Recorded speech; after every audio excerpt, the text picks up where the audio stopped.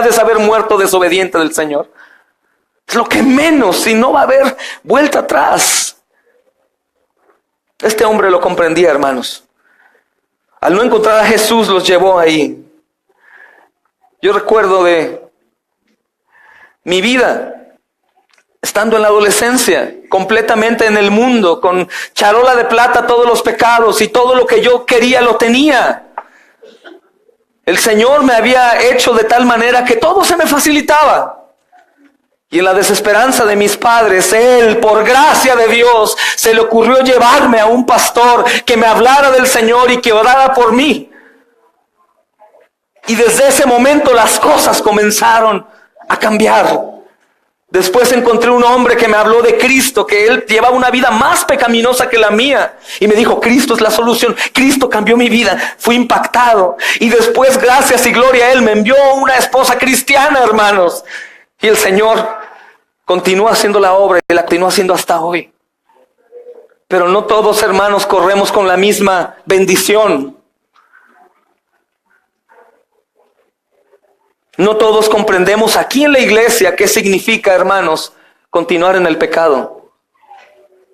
Adulterio, fornicación, mentira, contienda, idolatría, sensualidad, odio, mentira, hermanos, mentira que se practica con tanta facilidad. No estimamos el pecado, no nos importa tanto, no es tanto problema. ¿Por qué? Porque una de las cosas más horrendas del pecado es que precisamente no nos demos cuenta y no lo valoremos, que no nos preocupe tanto. Entonces, pues poquito, una picadita de aquí como un cóctel.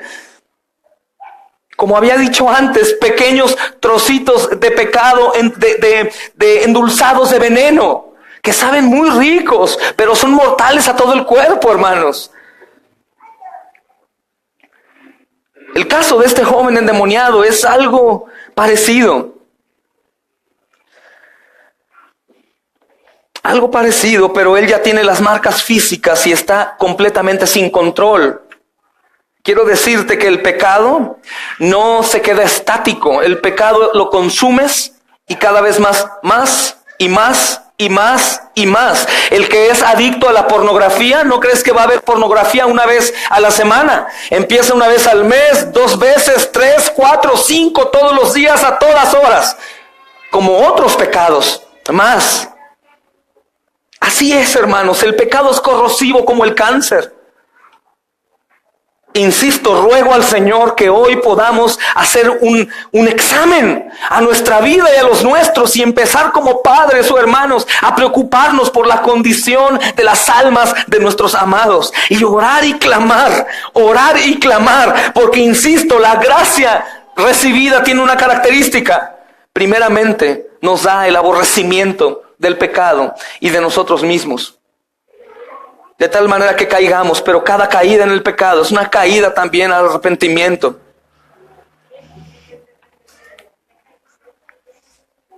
Nadie había podido, hermanos, sacar a este demonio. Así como nadie podrá darnos un nuevo nacimiento a ninguno, a menos que sea el Señor Jesús. Mi hijo tiene un espíritu mudo. Él con mucha angustia y con mucha ansiedad trata de explicarle a Jesús cuál era la situación de su hijo frente a él. Y más adelante vemos algo hermoso del Señor. Recuerda esto, el Señor acaba de venir, de estar en gloria con Moisés y con Elías. Pero vuelve a ponerse el traje de siervo. Bendito sea el Señor, hermanos, que anda aquí entre nosotros sirviéndonos, que parece que nos necesita. Tiene un espíritu inmundo, dice, el cual donde quiera que le toma le sacude y echa espumarajos, cruje los dientes y se va secando, hermanos. Aquel día que les platico que nos sucedió ya hace varios años a Daniela, a Yesenia, a mi esposa y a mí y a otros que estaban ahí. Los únicos que quedamos ahí en el cuarto con esa persona endemoniada fuimos los 4. Los demás, ¿qué hicieron, Daniel? Salieron corriendo. ¿Por qué? Porque es impresionante ver a una persona chiquita, flaquita, con los ojos y como una bestia, ¡ah!, gritando. Lo vimos con nuestros propios ojos, hermanos. Y no era una persona que viniera de una iglesia pentecostal moderna que están acostumbrados a actuar. No. Era una persona que venía del catolicismo y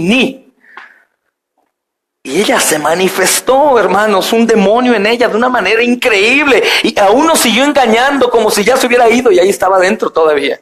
Y ellos sufrieron un ataque después. Ellos lo recuerdan y yo también, mi esposa también.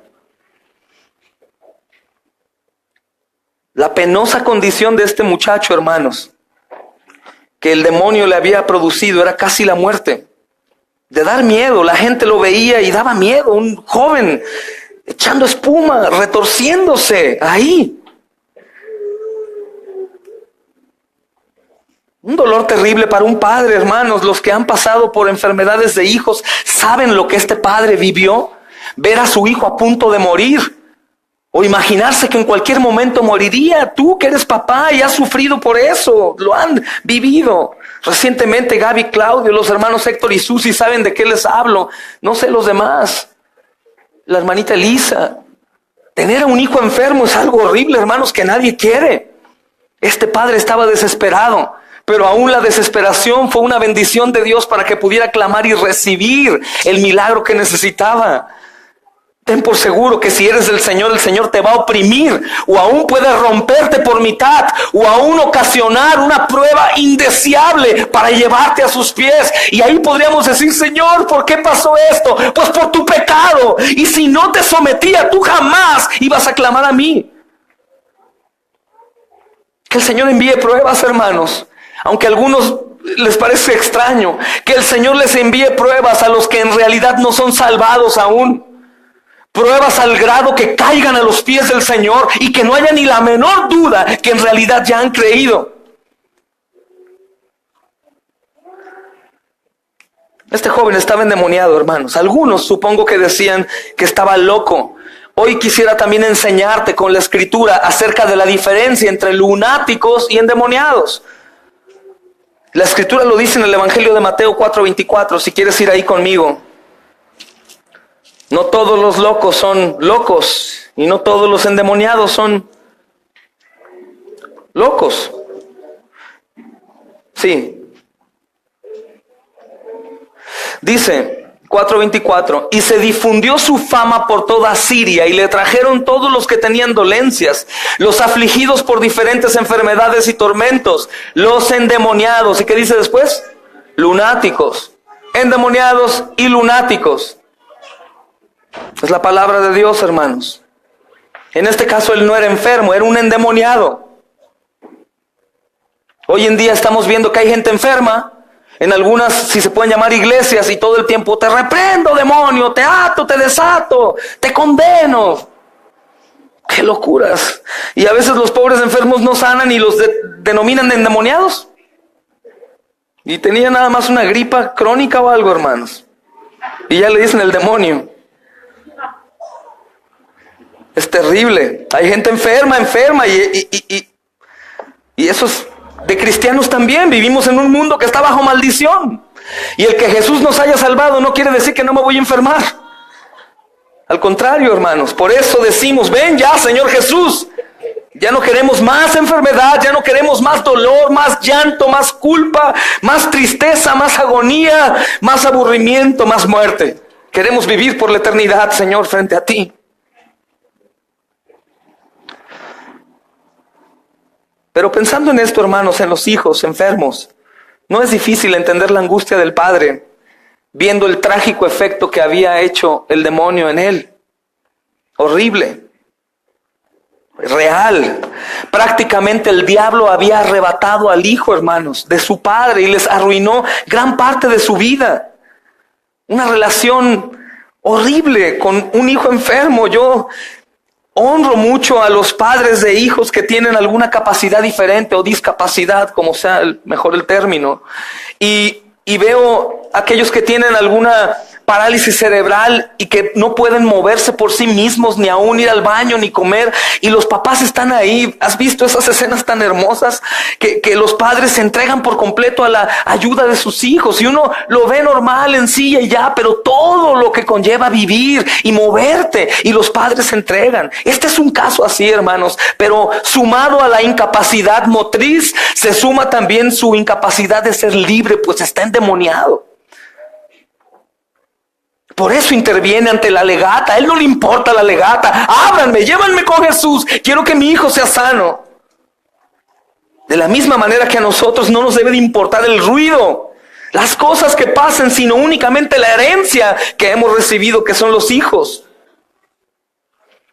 Porque insisto, hermanos, aquellos que continúan en el pecado, sin dolerse por la sangre del Cordero, siguen influenciados a través del diablo mismo, hermanos. Pero este padre estaba viendo con tristeza que su hijo estaba autodestruyéndose. Se aventaba al fuego, imagina eso, se aventaba al agua, se retorcía, se golpeaba. Podríamos decir, pobre de este padre, qué tristeza vivir así. ¿Y Dios en dónde está? Dios permitió la prueba para salvarlo. Y lo más seguro que este padre hoy descansa frente a frente delante del Señor. En gloria, hermanos. Ya no le importa ni se acuerda de su hijo endemoniado. Está ahí con el Señor. Por otro lado, también nos cuesta a lo mejor pensar en eso. ¿Cómo es que un demonio había tomado posesión de un muchacho? ¿Cómo de un niño? Los niños son inocentes. No, hermanos. Lo único que los niños hacen que no tienen conciencia en cuanto al pecado, los niños pequeños, pero ellos no son inocentes. Recordamos cuando un niño muere y va a la presencia de Dios, no es por inocente, porque está también en pecado desde el vientre de su madre. El niño va al reino de los cielos por gracia a través del sacrificio de Jesús. No por inocente, no hay nadie, ni uno solo que nazca en esa condición. Son inconscientes tal vez en ese sentido. Pero aquí está diciendo la Escritura, la palabra de Dios, que el demonio tomó posesión de un niño. De un niño, hermanos. Y este pasaje sirve mucho para ilustrar con claridad el mundo en el que vivimos, que está bajo la caída. Pero también a mí, hermanos, me hace recordar algo que tengo que advertirte. No siempre el demonio se va a manifestar así como perro con rabia. Porque él es el padre de ¿qué?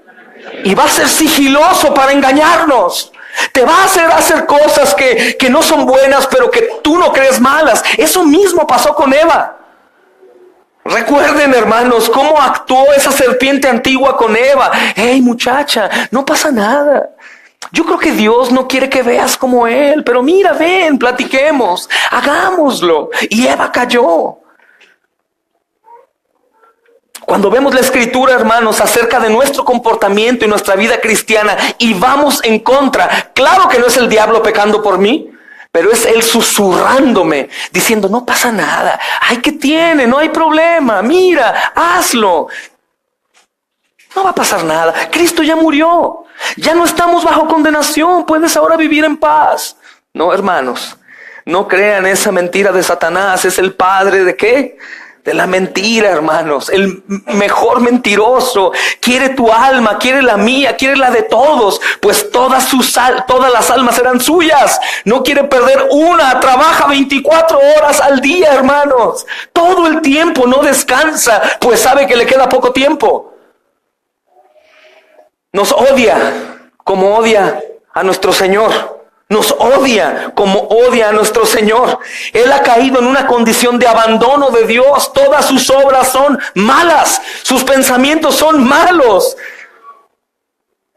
Y la condición es tan terrible que no necesitas ser el más grande pecador. Para ir al infierno no necesitas hacer nada. En automático, sin Cristo vas.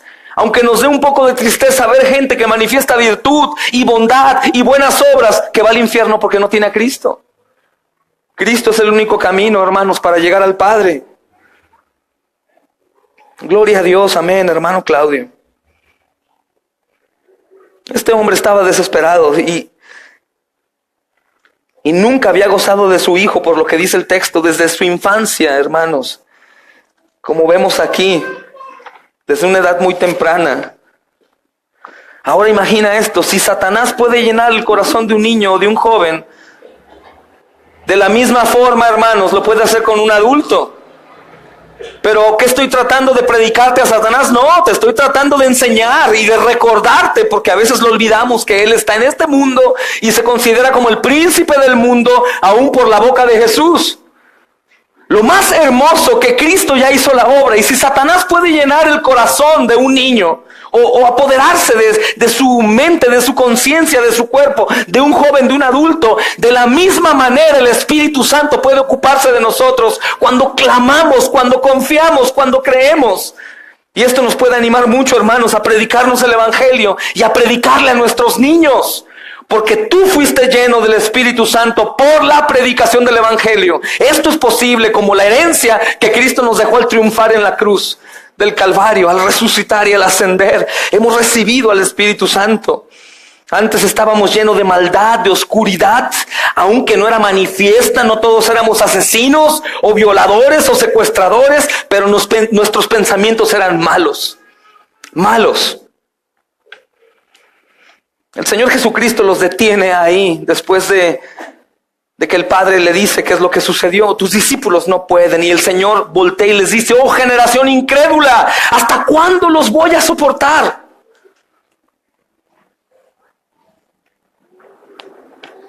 Una vez que el Señor Jesucristo había conocido el problema, y a pesar de la tristeza del Padre, no hizo nada con el muchacho de inmediato. La realidad también, hermanos, es que la angustia del hombre no se comparaba con la angustia que Dios estaba sintiendo en Cristo Jesús por las almas perdidas y ciegas.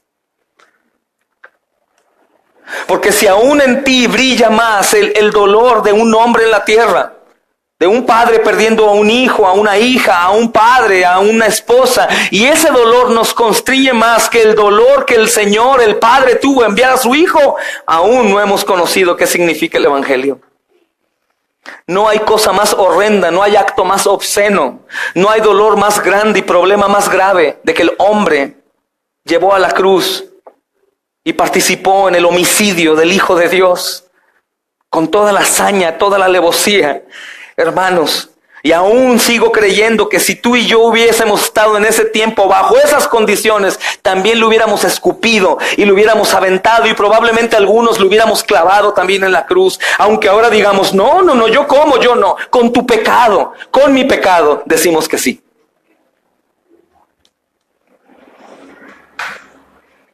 Pero el Señor Jesucristo, hermanos, siempre manifestando interés en nosotros, antes de escuchar o atender a este muchacho, llama la atención a los demás, y no únicamente a los discípulos, sino a todos los que están ahí. Generación incrédula, todos. ¿Hasta cuándo voy a estar con ustedes? ¿Hasta cuándo los voy a soportar?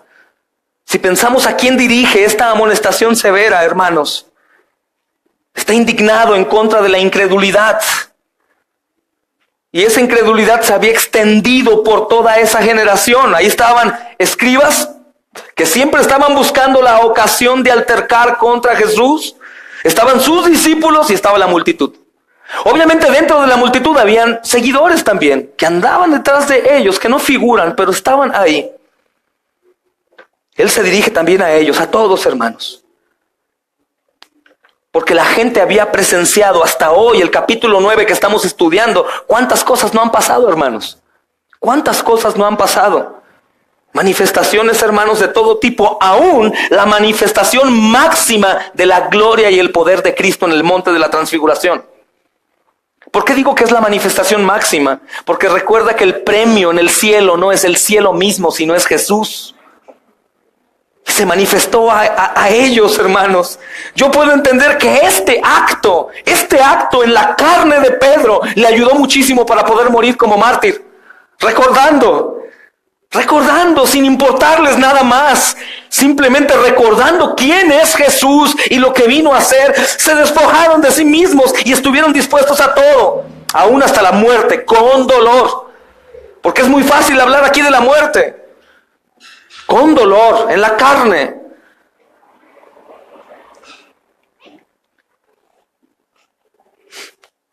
Y ahí estaban, hermanos, reprendidos todos. A pesar que en otras ocasiones el Señor Jesucristo había echado demonios, había caminado en las aguas, había multiplicado el pan, se había transfigurado, ahí estaban los incrédulos. Pero también por otro lado, a pesar de que los discípulos ya habían echado fuera demonios y habían hecho milagros, hermanos, todavía se resistían a aceptar los planes del Señor, como Pedro, ¿recuerdan? No aceptaba la voluntad acerca del sufrimiento. No querían la cruz. Y por su poca fe no daban frutos. Ahora voy a detenerme un poco aquí en este tema que hoy en día Satanás está usando mucho. ¿Qué tiene que ver entonces mis buenas obras con la fe? ¿Somos salvados por obras, hermanos? Somos salvados por la fe. Pero ¿qué es lo que el Señor aquí está reprendiéndoles? ¿Su poca qué? Y podríamos decir hoy en día, los que no hemos entendido, los que no han entendido el mensaje, bueno, Señor, es tu culpa, tú no me has dado la fe necesaria, ¿verdad? O yo sigo pecando porque es que tú no me has dado lo necesario. Por eso continuó pecando.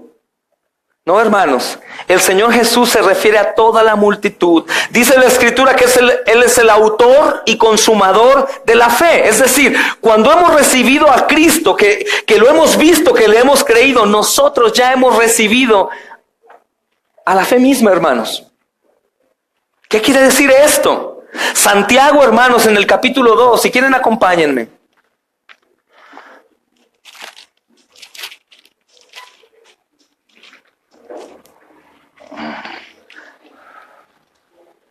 Santiago en el capítulo 2, a partir del versículo 14, está diciendo: hermanos míos, ¿de qué aprovechará si alguno dice que tiene fe y no tiene obras? Escucha, de creyentes, hermanos míos, ¿de qué aprovecharía si alguno dice que tiene fe y no tiene obras? ¿Podrá la fe salvar sin obras? ¿Podrá la fe salvarle? Nosotros como calvinistas o reformados decimos: amén, sola fe. Pero la sola fe, hermanos, dentro del paquete de la fe también incluye manifestación de obras. Es lo que dice Santiago. Y no está yendo en contra del apóstol Pablo, que defiende la fe sobre todo, hermanos, sino por el contrario, está explicándola. Dice el versículo 17, así también la fe, si no tiene obras, ¿qué? No está diciendo que yo soy salvo por la fe más las obras, sino dice que yo soy salvo por fe y mi fe manifestará obras. Es decir, el darnos cuenta si alguien en mi familia es creyente o no, es por sus obras.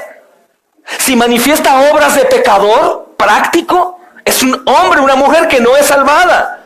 Entonces, cuando hablamos de la sola fe, se está demeritando qué significa. El Señor salva de inicio a fin y el Señor no hace porquerías ni cosas a medias, hermanos. El Señor cuando salva por la sola fe, es una fe que es un don de Dios, dado gratuitamente, y esa fe provoca obras, según Santiago. Dice el versículo 18, pero alguno dirá, tú tienes fe y yo tengo obras, hablando de los religiosos. Dice, muéstrame tu fe sin obras y yo te mostraré mi fe, ¿por qué? Obras, no para salvarme, porque la carta va escrita ¿a quiénes? A hermanos.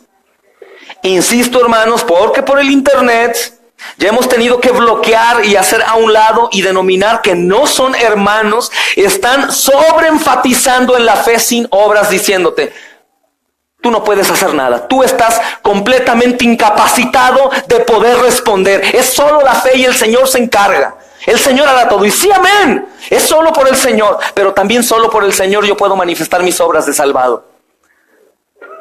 Es decir, tú puedes aborrecer el pecado, tú puedes alejarte del pecado, porque de lo contrario sería, Señor, pequé, pues es que tú no me has dado una fe grande para yo no pecar. Si tú has escuchado el mensaje del Evangelio y sabes que el pecado es lo que cargó el Señor Jesucristo, tú estás obligado a odiar el pecado. Estás obligado a odiar el pecado. Estás obligado a tirar la computadora si te hace caer. Estás obligado a darte la vuelta y regresarte a casa antes de hacer el mal. Estás obligado a pagar impuestos. Estás obligado a todo lo que sabes que tienes que hacer por gracia. De tal manera que si al final te das cuenta que has abandonado mucho pecado, dirás, Señor, si no hubiera sido por ti, yo no hubiera podido hacer eso. O sea, la gloria no se la vamos a poder robar jamás, porque si Él no hubiera soplado vida, nosotros no hubiéramos podido responder. Amén. Por eso el Señor Jesucristo los reprende acerca de la falta de la fe. Por eso les dice, generación incrédula, y ellos no contestan, Señor, pues es que tu gracia no nos ha impactado y no nos ha dado tanta fe para creerte. Ellos saben que son responsables, ellos han visto, amada familia, ustedes han visto la mano de Dios en sus vidas. Han visto el sustento, han visto la provisión, han visto testimonios en hermanos que eran completamente monstruosos y ahora sirven al Señor. Amén.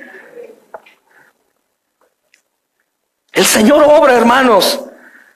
El Señor obra. Oh, generación incrédula, ¿hasta cuándo? Es una severa amonestación. Aunque los discípulos han visto, hermanos, no manifiestan frutos de fe. ¿Cómo creer? Pero es que creer es un don de Dios. Eso dice Efesios capítulo 2, versículo 8 y 9. Sí, pero mira nada más qué hermoso texto para que tú puedas enseñarlo a aquellos que están pensando lo contrario de la Escritura. Mira primera de Juan capítulo 3, versículo 23. Yo en tu lugar subrayo esos versículos porque va a llegar el día en que estés frente a alguien que piensa diferente y no vas a tener las armas. Ay, ¿dónde estaba ese versículo? ¿Dónde estaba? Ay, déjale hablar al pastor para que me digan dónde está. Yo no te lo voy a dar, te voy a colgar el teléfono. Tú dices, hazle como seas, flojo, ponte a estudiar. Anote los textos. Estoy enojado. Primera de Juan, hermanos, capítulo 3, versículo 23. Yo estaba en Juan. Primera de Juan. Miren bien, pongan atención. Primera de Juan, capítulo 3, versículo 23. Dice, y este es su mandamiento. ¿Cuál es su mandamiento, hermanos? Léanlo. Amén. ¿Cuál es su mandamiento? Que creamos. No, Señor, es que yo no he creído porque tú no me has dado la fe.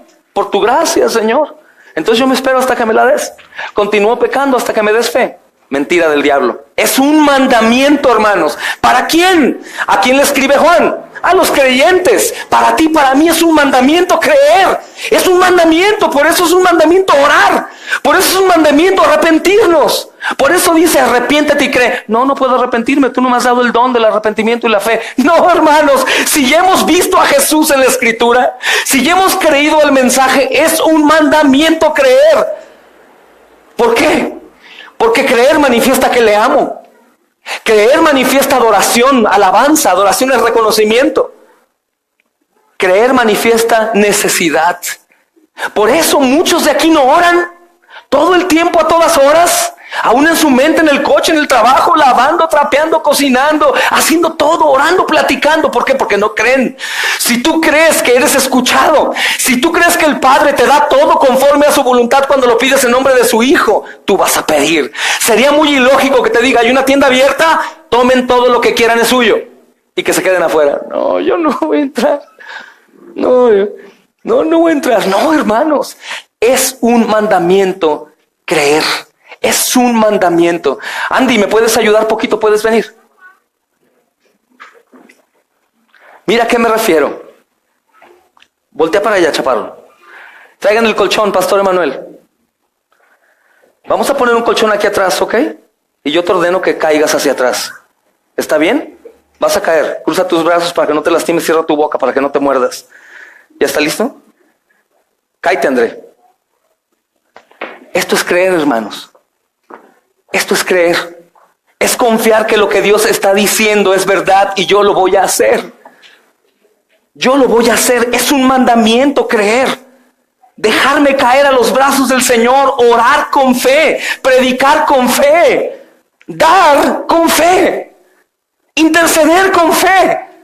Es lo que falta a la iglesia, hermanos, fe, y no es culpa de Dios, como hoy en día algunos están enseñando. Y esta gravedad de amonestación, hermanos, deja ver el lenguaje empleado por Jesús. Y es un lenguaje de reprensión, y es muy similar al que Moisés usó siglos atrás para amonestar a su pueblo Israel cuando se apartaron de Dios para ir en pos de los ídolos. Y precisamente tiene mucha relación porque Moisés bajó ¿de dónde, hermanos? ¿De cuál monte? A ver si es cierto. Baja también con el rostro en brillo. ¿Y qué se encuentra que está haciendo el pueblo, hermanos? Adorando un ídolo. Adorando un ídolo. Y ellos, los discípulos en este caso, también están adorando su poca fe, su incredulidad. Probablemente están adorándose a sí mismos. Han hecho tantas cosas que confiaron en Él. Así como Israel sacrificó demonios y no a Dios, los discípulos, hermanos, probablemente se estaban ellos enfocando en ellos mismos. Y el Señor Jesús les dice: ¿hasta cuándo he de estar con vosotros? ¿Hasta cuándo los voy a soportar? Ahí sigue el suspenso, hermanos, y el Señor Jesús, lleno de misericordia, voltea y le pregunta al Padre: ¿cuánto tiempo hace que esto te sucede? Aunque los discípulos fracasan, hermanos, en sus intentos de liberar a este muchacho del poder diabólico, Jesús no termina de tratar ese caso y le pide al papá que le diga desde hace cuánto. Ahora pon atención. ¿El Señor Jesús sabía desde cuándo le pasaba al niño? ¿Y por qué le pregunta al papá?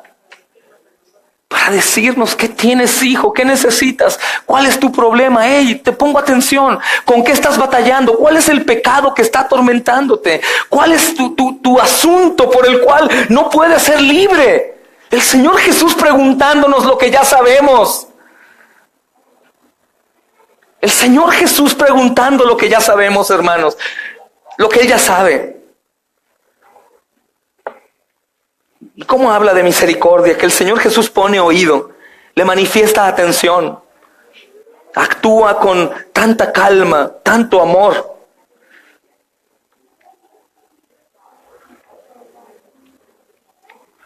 Y el Señor llama a este joven, y el joven está ahí delante del Señor Jesús, y en cuanto está delante del Señor Jesús, comienza a sacudirlo con violencia. Es importante hacer referencia que el texto, el no pudieron hacer nada, del original dice: no tuvieron la fuerza. Lo más probable que el espíritu inmundo que había ahí sacudía con tal fuerza que los 9 discípulos no podían contra él. En este caso llega el Señor, el Rey de Reyes, delante del demonio, y el demonio comienza a sacudirse con violencia. Probablemente quería atacar al rey, pero no podía, hermanos. Está completamente doblegado bajo su autoridad.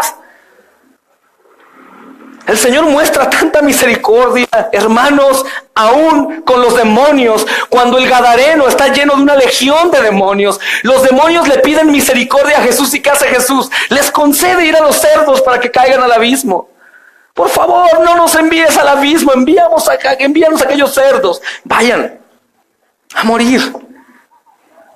El Señor Jesucristo, hermanos, es el Rey de Reyes. Este demonio reconoce y se manifiesta con mucha violencia y cae a la tierra y revuelca, echando espumarajos. Supongo que el objetivo del demonio era matar al joven antes de ser libertado por el Señor. Pero ni aún eso lo puede hacer sin la autoridad de Dios.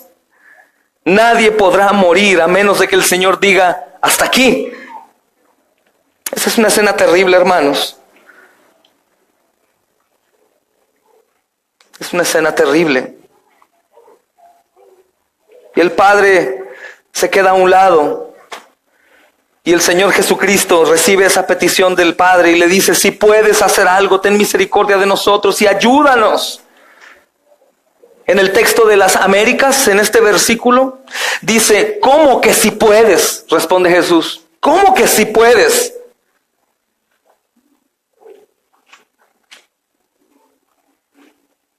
En la versión Reina Valera dice: si puedes creer, al que cree, todo le es posible.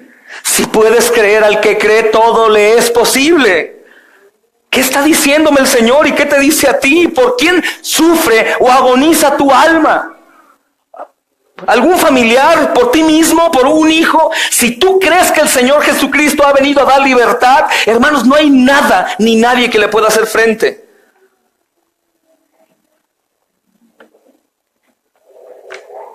Y tenemos que recordarlo, hermanos. Al que cree, todo le es posible. Por lo tanto, si nosotros no avanzamos más en la vida cristiana, no es por el Señor, no es por los demás, es por culpa de nuestra falta de fe, no por culpa de nadie más.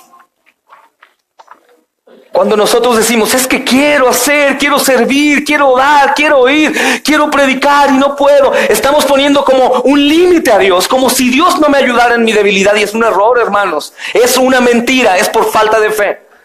De hecho, cada vez que te acerques a mí a decirme eso, te voy a decir: voy a orar por ti, pero es por falta de fe. Alguien me dijo hace poco, quiero pedir valentía para poder predicar como usted, pastor. Le dije, ya te la dio. Te dio a Cristo. Nada más que te falta fe. Te falta fe para levantarte y creer lo que dice 2 de Corintios capítulo 12, versículo 9. El poder de Dios se perfecciona en tu debilidad. ¿Qué te hace falta? ¿Qué me hace falta? Es que no puedo, no creo. Estudia la Biblia, medita en la Biblia, ora la Biblia, clama al Señor y ve y haz lo que Él te dijo. Cuando Él te manda, hermanos, cuando Él invita, Él paga. Cuando Él te manda, Él va contigo. Esto se lo ha dicho a todos, ve porque yo voy delante de ti. Yo lo hago, tú anímate, atrévete, hazlo. Ve sin dinero, ve tú débil para yo manifestar mi poder. Señor, no puedo mis pecados, yo los llevé ya en la cruz, dice Dios. Por eso nos reprende el Señor por nuestra falta de fe. ¿Quieres que te dé un antídoto hoy? ¿Sabes por qué no haces lo que otros hacen en la iglesia cristiana? Porque te falta fe. ¿Y sabes cuál puede ser el peor problema? Que te falte fe salvadora. Que te falte fe salvadora. Es lo que Santiago dijo. Dime que tienes mucha fe y no me enseñas obras. Yo no te creo que tengas fe.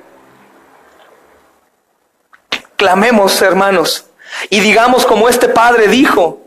¿Tú crees? Si crees es posible. Creo. Ayúdame en mi incredulidad. Porque si yo te pregunto a ti si crees en Jesús, ¿qué me vas a decir? Sí crees. ¿Crees que Él murió en la cruz? ¿Crees que Él resucitó? ¿Crees que va a venir? Entonces, si crees todo eso y no hay frutos, dile, Señor, ayúdame en mi incredulidad. Creo, pero ayúdame en mi incredulidad. Pero hazlo con angustia, entendiendo que en realidad, hermanos, la iglesia está hecha en Jesús para andar en buenas obras, las cuales preparó de antemano. Eso dice Efesios. Somos hechura suya, creados en Cristo Jesús, no para andar en nada, sino para andar en ¿qué? En buenas obras que Él preparó de antemano. No son mis obras, no es que yo abrí brecha. No, hermanos, ya están abiertos los cielos, ya están abiertas las puertas. Es simplemente ir a lo que Él ya preparó. Orar, no para cambiar su voluntad, sino para que Él se glorifique. Porque todo está decretado, todo lo conoce Él. Es tan fácil para nosotros cuando en realidad actuamos con confianza, hermanos. ¿Y sabes qué tienes que hacer? ¿Qué tenemos que hacer los hombres, los creyentes? Con total honestidad, expresarlo como este padre. Expresar mi fe, pero una fe deficiente.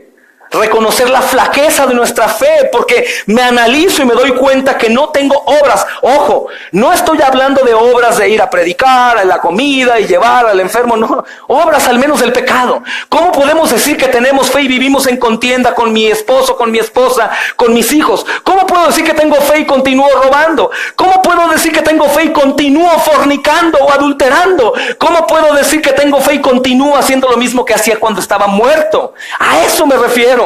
A esas obras que deben de manifestar que en realidad hemos creído que el Hijo de Dios fue martirizado por completo en la cruz del Calvario. Es imposible vivir bajo la sombra de la cruz y continuar igual. Es imposible, no te engañes a ti mismo. No permitas que Satanás continúe haciéndote caer en el engaño. No permitas, hermanos, no permitas, tienes que obedecer al Señor.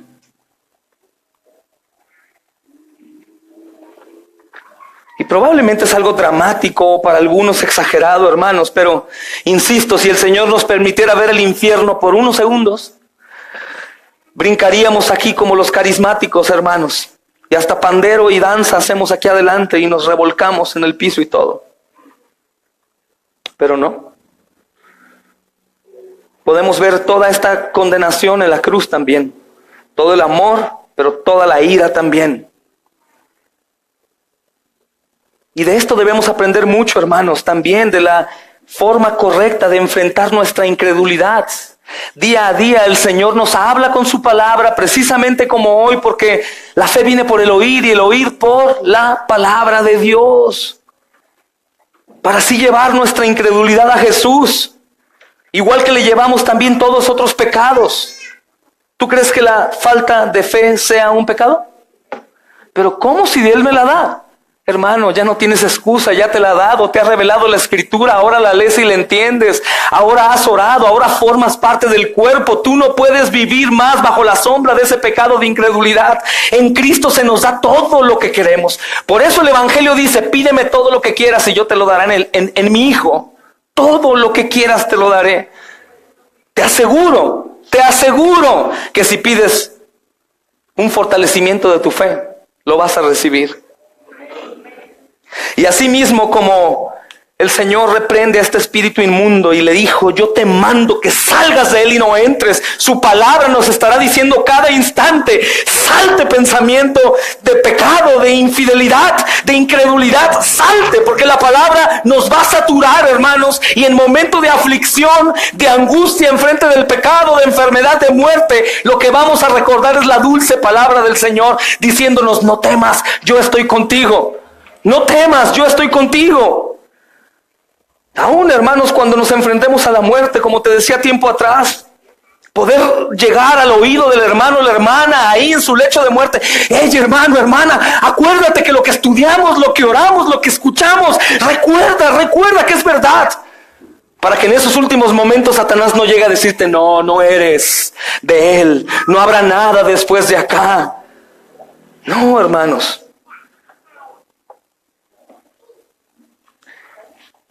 Es tan importante la fe. De hecho, el justo, ¿por qué vive? Por la fe, hermanos.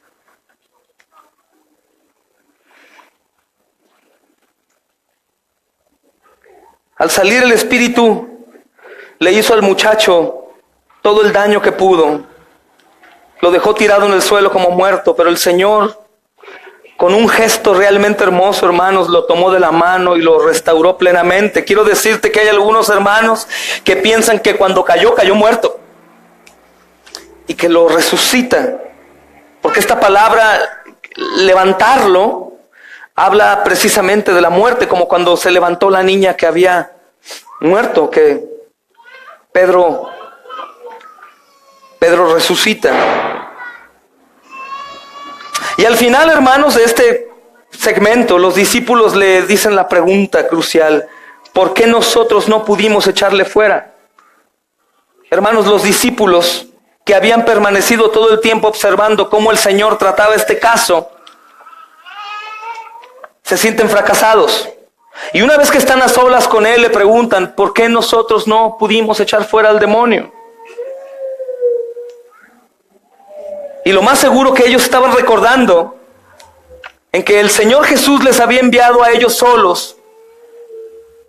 En el capítulo 3, que los manda sin nada y sacan muchos espíritus inmundos cuando martirizan a Juan el Bautista, ¿recuerdan? Regresan con gozo de haber sacamos muchos espíritus inmundos, Señor. Y este fracaso vergonzoso los hace sentir mal. Pero el Señor ya les había contestado su pregunta y les dijo, generación incrédula, la falta de fe era la causa del fracaso de ellos. La falta de fe era la causa del fracaso. La falta de fe es la causa de nuestro fracaso cuando fallamos a la voluntad de Dios. Porque ¿qué dice el Señor, hermanos, al padre del muchacho? Al que cree, ¿qué? ¿Y qué quiere decir eso? Obviamente para los que están perdidos en la vanidad y el mundo, pues al que cree todo es posible, millonario y mujeres, y no, hermanos, al piadoso, al justo, al convertido, al nacido de nuevo, que cree todo le es posible. Nosotros creemos que si predicamos el evangelio fielmente, aún un evangelio que no es muy agradable a los oídos de la gente, el Señor dará libertad. Yo no sé cuántos en la voluntad de Dios de esta semana, hermanos, escucharon el evangelio, pero sí creo que fueron 100.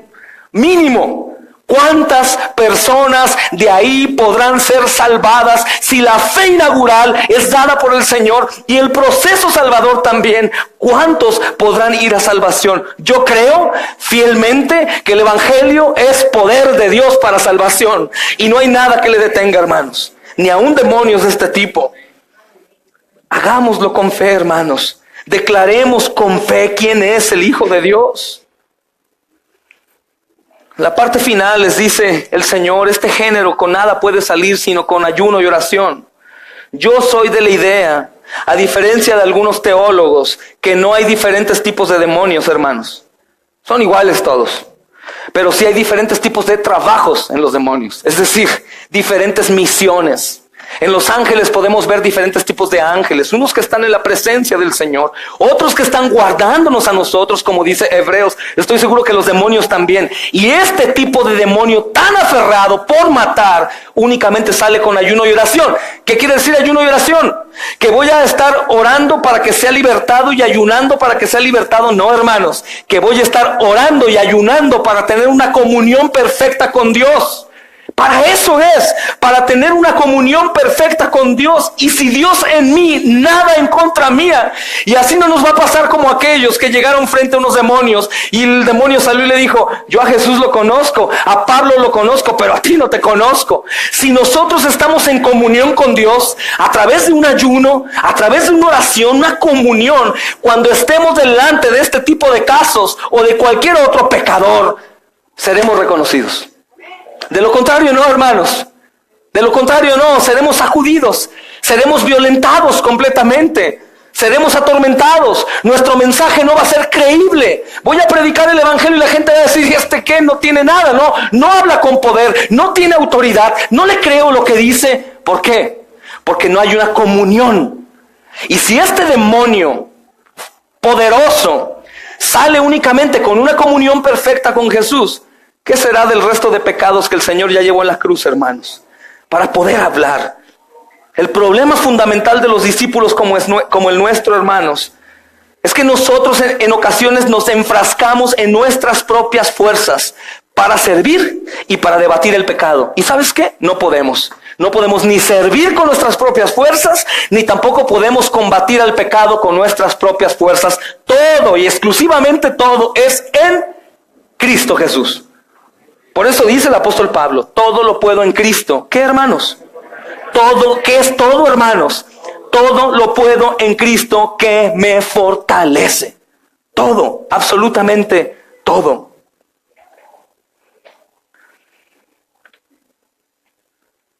Y este cierre me parece formidable en la Escritura, porque todos los problemas que tú y yo podemos tener, toda la falta de santidad, todo el orgullo, la soberbia, el deleite por el pecado, el no asimilar la eternidad, el no pensar en Jesús todo el tiempo y esas cosas, sale y se sana con ayuno y oración.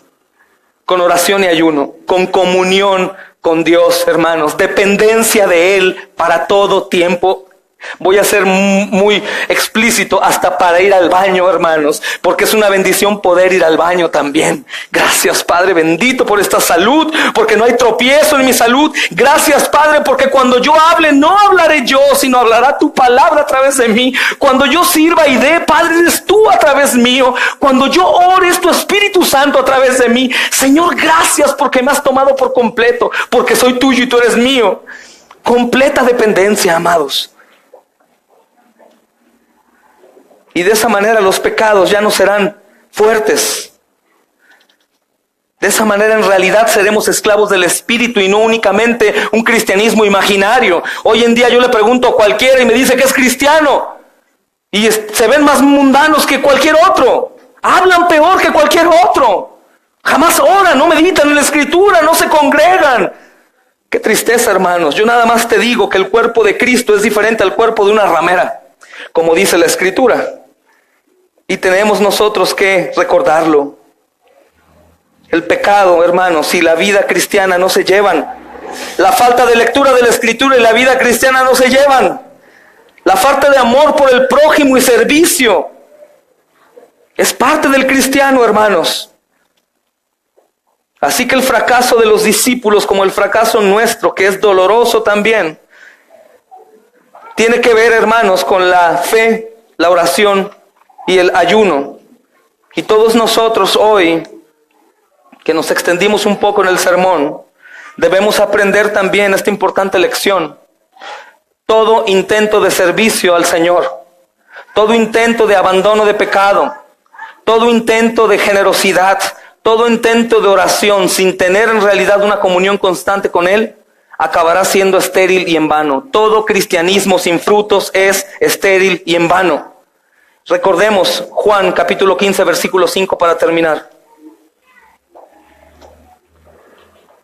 Y me gustaría que nos nos pusiéramos en pie para leerlo.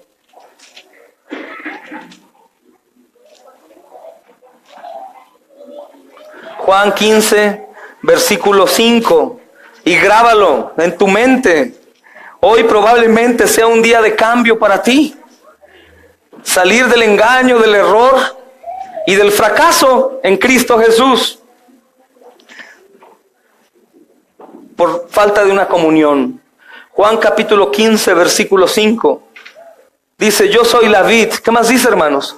Vosotros los pámpanos. El que permanece en mí y yo en él, este lleva mucho fruto. ¿Por qué dice?